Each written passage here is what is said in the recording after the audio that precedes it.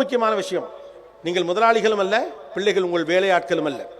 ஒரு பிள்ளையை குற்றவாளியை போல நீங்கள் அணுக பிள்ளைகள் உங்களிடமிருந்து விலகி சென்று கொண்டே இருக்கும். இரண்டாவது, இந்த பிள்ளைகளுக்கு நீங்கள் கமாண்ட் பண்ண முடியாது, கான்வர்சேஷன் தான் பண்ணணும். ஏன்னா கான்வர்சேஷன் தான் உலகத்துடைய மிகப்பெரிய டெமோக்ராட்டிக்கல் ஐடியா. மூன்றாவது, ஒரு தொழில்நுட்பம் வளர்ந்திருக்கக்கூடிய காலத்தில் அந்த பிள்ளைகள் அதை பயன்படுத்துகிற போது அதை ஃபிக்ஸ் பண்ண ட்ரை பண்ணாதீங்க, அதை ஹேண்டில் பண்ண ட்ரை பண்ணுங்க, அதுதான் சரியாக இருக்கும். நான்காவது முக்கியமான விஷயம், சிறு பிள்ளைகளுக்கு கூட இடம் கொடுக்கவில்லை என்றால் பிள்ளைகள் பொய் பேச ஆரம்பித்து விடுவார்கள். சிறு பிள்ளைகளை மன்னியுங்கள். ஐந்தாவது முக்கியமான விஷயம், காலம் மாற மாற பிள்ளைகள் துணிச்சலோடு அதை எதிர்கொள்ளக்கூடிய ஒரு பக்குவத்தோடு அவர்கள் இருப்பார்கள். அந்த பக்குவம் உங்களுக்கு அந்நியப்பட்ட ஒரு விஷயமாக இருப்பதால் இது அரகன்ஸ் போல தெரியலாம். பிள்ளைகளோடு உரையாடுங்கள், கவனியுங்கள். ஆறாவது, ரோல்ஸை ஸ்வாப் பண்ணாதீங்க. அப்பா இருங்க, அம்மா இருங்க, டீச்சராக இருங்க.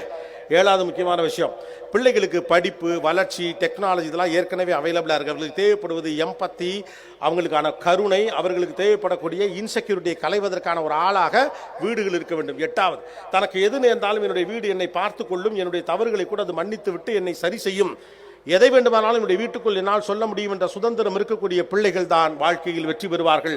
அந்த சுதந்திரத்தை கொடுங்கள். ஒன்பதாவது, எஜுகேஷன் எவ்வளவு முக்கியமோ அந்த அளவுக்கு ரொம்ப முக்கியம். இன்னைக்கு இருக்கக்கூடிய மென்டல் ஹெல்த், பிள்ளைகளுக்குள் இருக்கக்கூடிய மென்டல் ஹெல்த்தை சரியாக வச்சுங்க. ப்ரொடெக்டடாக, பாதுகாப்பாக ஃபீல் பண்ண குழந்தைகள் ஒரு நாளும் தவறு செய்ய மாட்டார்கள். வீட்டில் சொல்லிவிடுவார்கள். அவருடைய மனசு இணக்கமாக இருக்கும். வாழ்க்கையை ரொம்ப சிம்பிளாக பாருங்கள், அதை காம்ப்ளிகேட் பண்ணாதீங்க. பத்தாவது முக்கியமான விஷயம், கடைசியாக நான் சொன்னது தான், you are married to your husband and you are married to your wife. பிள்ளைகளை வாழ்க்கையில் அப்சஸ்ட் ஆகி குறுக்க வச்சுக்கிட்டே இருக்காதீங்க. வாழ்க்கை அற்புதமானது, அதை மகிழ்ச்சியாக வாழ பாருங்கள். சந்திர காற்று நம் ஜன்னலில் வீசட்டும், சரித்திரம் நாளை நம் சாதனை பேசட்டும். நன்றி, வணக்கம். தேங்க்யூ.